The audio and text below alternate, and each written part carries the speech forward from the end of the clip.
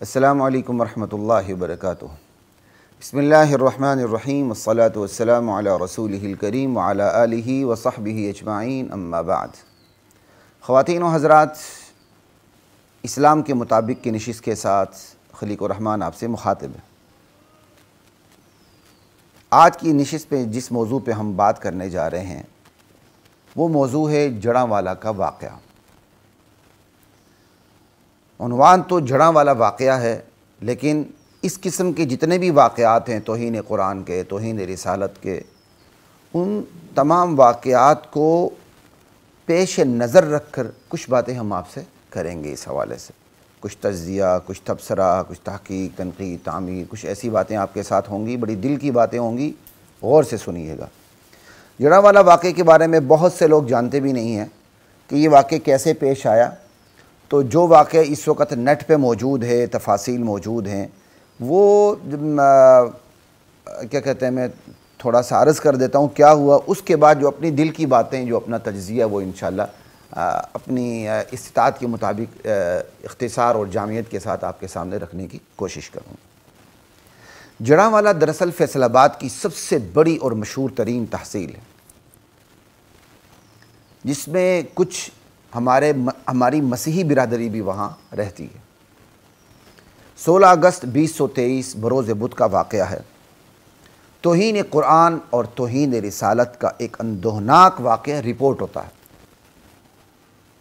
2 مسیحی نوجوانوں کے خلاف قرآن کریم کی بے حرمتی اور توہین رسالت کے الزامات کے تحت مقدمے کا اندراج ہوتا ہے سٹی تھانہ جڑاں والا میں۔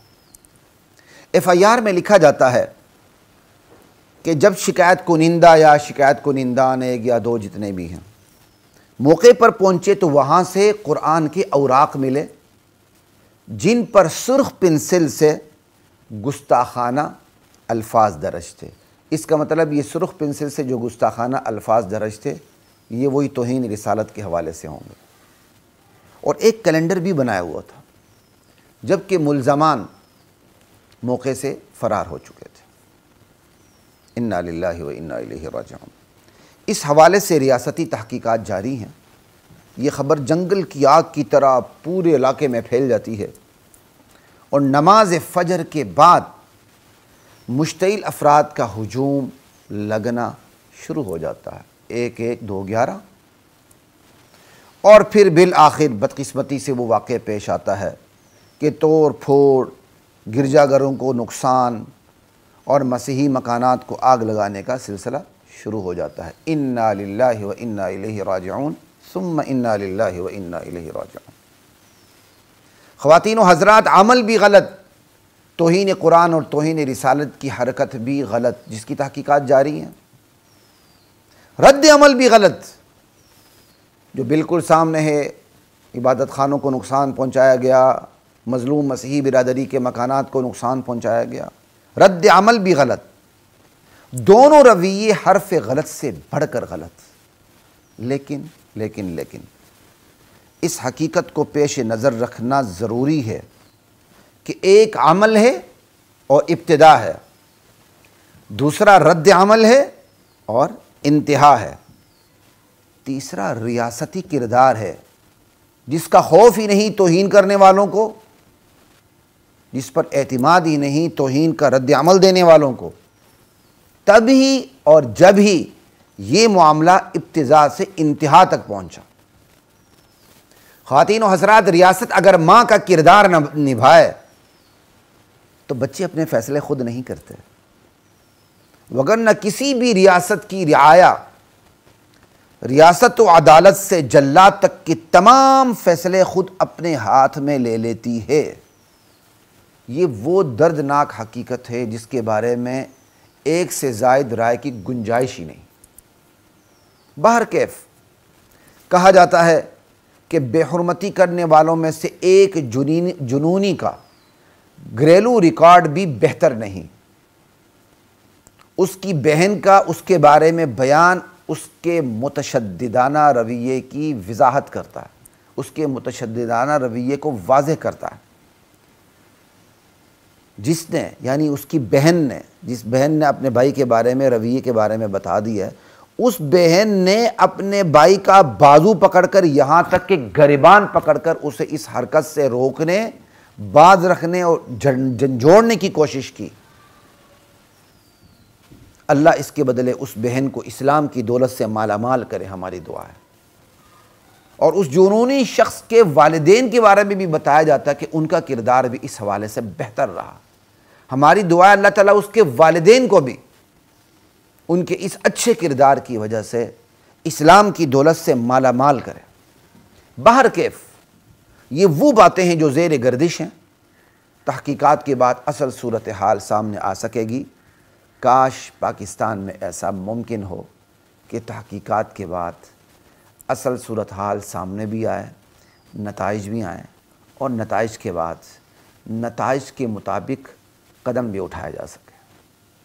اگر شروع دن سے ایسا ہوتا تو آج پاکستان ایسی صورتحال سے دوچار کبھی بھی نہ ہوتا۔ بہرحال یہ تو ایک واقعے کی میں نے آپ کو ایک شارٹ سمری آپ کے سامنے رکھ دی۔ اب ان تحقیقات سے ہٹ کر کچھ دل کی باتیں، یہ دوسرے مرحلے کی جو آمدم برسر مطلب کچھ دل کی باتیں تجزیہ اور نصیحت کے طور پر آپ کے سامنے رکھنا مقصود ہے۔ نام نہاد دانشوروں اور میڈیا کے منافقانہ کردار کی وجہ سے ضروری محسوس ہوا کہ کچھ دل کی باتیں آپ سے اور آپ کی وساطت سے، آپ سننے والوں کی وساطت سے اپنے تمام بھائیوں سے، بہن بھائیوں سے کی جائیں۔ پہلی بات یہ ہے، یہ جو واقعہ پیش آیا توہین قرآن کا، توہین رسالت کا، پھر اس پر جو رد عمل پیش آئے، اب ان دونوں چیزوں کو آپ نے سامنے رکھ کر جو اس حوالے سے میرا تجزیہ ہے، کچھ میرے دل کی باتیں، ان کو آپ نے سننا۔ پہلی بات یہ ہے، عمل اور رد عمل، جو حرکت ہوئی پھر اس کا رد عمل ہوا، اس حوالے سے یک طرفہ تبصرہ، یک طرفہ تجزیہ، یک طرفہ تنقید، یک طرفہ تحقیق، یک طرفہ تعمیر، یک طرفہ نصیحتیں، یہ کام مناسب نہیں، اس کام میں توازن نہیں، اور یہ انصاف کی بات۔ عمل اور رد عمل، جو حرکت ہوئی توہین قرآن اور توہین رسالت کی، اور اس کا جو پھر رد عمل ہوا، دونوں حوالوں سے تبصرہ ہونا چاہیے، دونوں حوالوں سے تجزیہ ہونا چاہیے، دونوں حوالوں سے تنقید ہونی چاہیے، دونوں حوالوں سے تحقیق ہونی چاہیے، دونوں حوالوں سے تعمیر کی بات ہونی چاہیے، اور دونوں حوالوں سے نصیحت کی باتیں ہونی چاہیے۔ جبکہ عملاً ایسا احساس ہوتا ہے میڈیا کے کردار کی وجہ سے، نام نہاد شرابی اور زانی اور بدکار اور لبرل اور سیکولر دانشوروں کی وجہ سے اور ریاستی کردار کی وجہ سے عملاً ایسا محسوس ہوتا ہے کہ جو غلط ہوا وہ رد عمل غلط ہوا، بس عمل کی نسبت، عمل کے بارے میں ہلاکت خیز خاموشی ہے۔ آپ اندازہ کر لیں، یہ ہیں وہ درد کی باتیں جو میں آپ کے سامنے رکھنا چاہ رہا ہوں۔ جو حرکت ہوئی توہین قرآن کی، توہین رسالت کی، اس کے بارے میں ہلاکت خیز خاموشی ہے، یا اس حرکت کے بارے میں، اس حرکت کے بارے میں، توہین قرآن توہین رسالت کی حرکت کے بارے میں عملاً انکار ہے کہ ممکن ہی نہیں کہ ایسا ہوا ہو۔ سمجھے؟ اگر ممکن ہی نہیں ایسا ہوا ہو تو پھر سوال پیدا ہوتا ہے، اس کا مطلب مسلمانوں نے خود لکھ کے یہ سازش کی ہے۔ اگر عیسائی برادری کے کسی بندے سے ممکن ہی نہیں کہ ایسا ہوا ہو تو پھر مسلمان سے کیسے ممکن ہے کہ ایسا ہوا ہو؟ تو پھر اوپر سے کوئی ابلیس آیا تھا، شیطان آیا تھا جس نے یہ کام کیا؟ ریاست بتائے ہمیں۔ خیر، یعنی عمل کی نسبت ہلاکت خیز خاموشی ہے، یا عملاً انکار ہے کہ ممکن ہی نہیں کہ ایسا ہوا ہو، یا اس حرکت کے بارے میں مٹی پاؤ پالیسی ہے، چھپاؤ اس کو، مٹی پاؤ، یا اس حرکت کی نعوذ باللہ کوئی اہمیت ہی نہیں ہے۔ جو غلط ہوا وہ رد عمل غلط ہوا، بس۔ بالخصوص بے دین، سیکولر، لبرل، نوٹ پہ بکنے والے لوگ، یہ نام نہاد دانشور توہین رسالت اور توہین قرآن کی حرکت کے بارے میں صم بکم عمیٌ ہیں، بالکل گونگے بہرے اندھے ہیں، منہ سے کوئی بات ان کی نہیں نکل رہی، اور انہی سے متاثر بے شعور طبقہ بھی صرف رد عمل پہ تنقید کر رہا ہے، یار گرجے نہیں جلانے چاہیے تھے، مسیحی برادری کا نقصان نہیں ہونا چاہیے تھا، لیکن جو حرکت ہوئی اس بارے میں وہ بھی خاموش ہے۔ کیوں؟ کہ پورا دن مزدوری کر کے دفتر میں بیٹھ کے جب اپنے گھروں میں جاتے ہیں، ٹانگ پہ ٹانگ رکھے ایک نام نہاد دانشور کی باتیں سنتے ہیں، تو وہ توہین قرآن توہین رسالت کی حرکت پہ بات ہی نہیں کر رہا، اس حرکت کے نتیجے میں جو رد عمل ہوا اور بالکل غلط ہوا، اب اس کی حمایت نہیں کر رہے، بالکل غلط ہوا، وہ اسی پہ صرف بات کر رہا ہے۔ تو سننے والے بھی اسی سے متاثر ہوتے ہیں، اسی کے متعلق بات کر رہے ہیں، تو توہین قرآن کی حرکت تو پس منظر میں چلی گئی۔ لا الہ الا اللہ۔ خواتین و حضرات، یہ تو بات ہوئی یک طرفہ تبصرہ، تجزیہ، تحقیق، تنقید اور تعمیر کے حوالے سے کہ نہیں ہونی چاہیے، یک طرفہ یہ کام نہیں ہونا چاہیے۔ دوسری بات یہ یک طرفہ ہمدردی بھی غیر مناسب ہے۔ ایسے موقع پر یک طرفہ ہمدردی بھی سامنے آ رہی ہے۔ ارباب اختیار و اقتدار کے دورے ہو رہے ہیں، متاثرہ مقامات کے، متاثرہ افراد کے پاس جا رہے ہیں، ہمیں انکار نہیں ہے۔ مظلوم کوئی بھی ہو، مسلمان ہو، مسیحی ہو، حتیٰ کہ ہندو ہو، یہودی ہو، مظلوم کوئی بھی ہو، اس کی داد رسی ہونی چاہیے، اس پہ دو رائے ممکن ہی نہیں۔ مگر خواتین و حضرات، سوال یہ ہے کہ جب گٹر سے غلاظت میں لتھڑے ہوئے اوراق قرآن برآمد ہوتے ہیں تو ریاست کس قدر حرکت میں آتی ہے؟ ارباب اختیار و اقتدار کے کتنے دورے ہوتے ہیں؟ جو لوگ اس پر مشتعل ہوئے ان کو اطمینان دلانے کے لیے کتنے ارباب اختیار اقتدار جو جاتے ہیں؟ سوال بنتا ہے کہ نہیں؟ اس ساری میں بات کر رہا ہوں یک طرفہ ہمدردی کے حوالے سے۔ ہمدردی ٹھیک ہے، لیکن یک طرفہ ہمدردی غلط ہے۔ اسی طرح ڈرون سے جب پاکستانی شہید ہوتے رہے،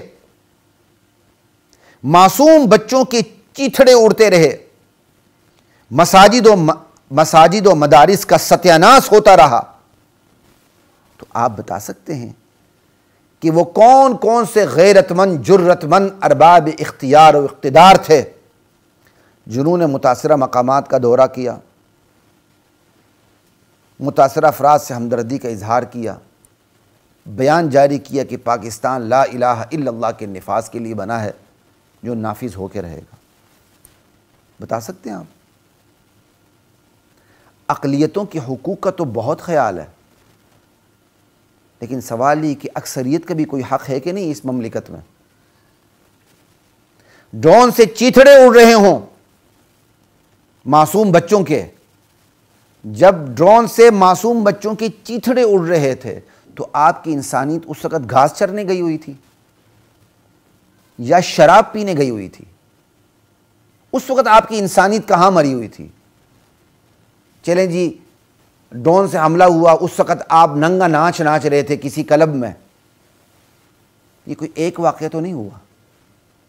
پاکستان میں ڈرون کے تو سینکڑوں واقعات ہوئے ہیں، ہزاروں افراد کی چیتھڑے اڑے ہیں۔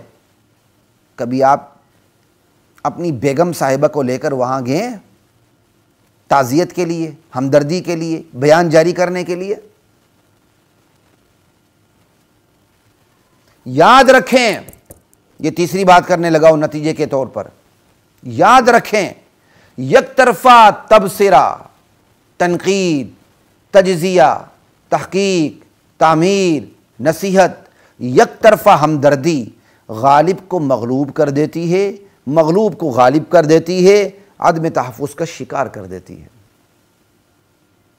اکثریت جو مسلمانوں پر مشتمل ہے، ان پر جب مصائب کے پہاڑ ٹوٹتے ہیں تو آپ اندھے، بہرے، گونگے، لولے، لنگڑے بنتے ہیں۔ جب اقلیتوں میں سے کسی پر کوئی ظلم ہوتا ہے تو آپ کی انسانیت جاگ اٹھتی ہے، آپ فوراً وہاں پہنچتے ہیں اپنی بیگم کے ساتھ، اپنے دوسرے ارباب اختیار کر و فر کے ساتھ، وہاں آپ بیانات جاری کرتے ہیں، وہاں آپ ہمدردی کا اظہار کرتے ہیں، اور پھر آپ فرمودات کے حوالے دیتے نظر آتے ہیں۔